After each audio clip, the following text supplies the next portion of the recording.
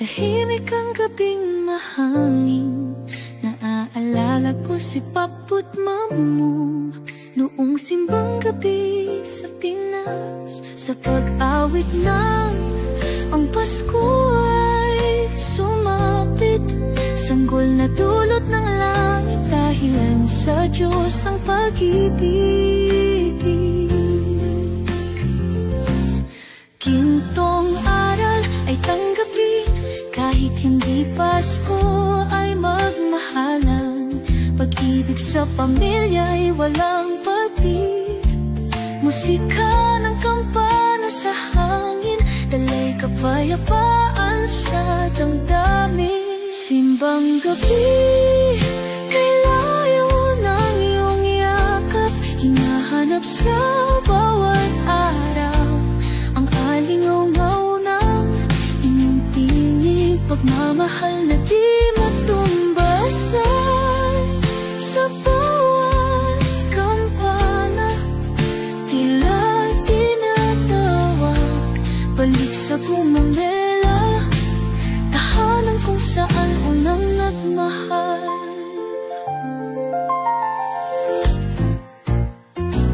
Mga yapak ni Papo't Mamu sa puting alikabok ng kalsada, taimtim na dasal sa simbahan. Bawat hakbang ay alay sa may kapal.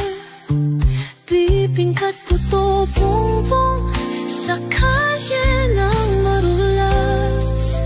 Kwento ni Papo'y abot langit, mata ni Mamu'y nagniningning, sabay ngiti sa amin. Dito sa van, iba ang gabi. Dito sa van, walang kwento ni Mamu sa tabi. Walang kape, tinapay sa mesa. Kay sakit ng pusong may pangungulila, kay lamig ng hangin, walang kayakap. Pilit pinubuo ang pitong taong pangarap. Ngayon, may kanya-kanyang pamilya ang mga anak. Nagkawatak-watak ang mga tawanan, natabunan ng katahimikan. Naway kahit isang saglit, maramdaman muli ang tunay na kahulugan ng Pasko. Tunay na pagmamahal ng pamilya. Simbang gabi, kay layo ng iyong yakap, hinahanap sa bawat araw ang alingaw-ngaw ng inyong tinig. Pagmamahal na di matumbasan sa bawat kampana, tila tinatawag balik sa Gumamela, tahanan kung saan unang nagmahal.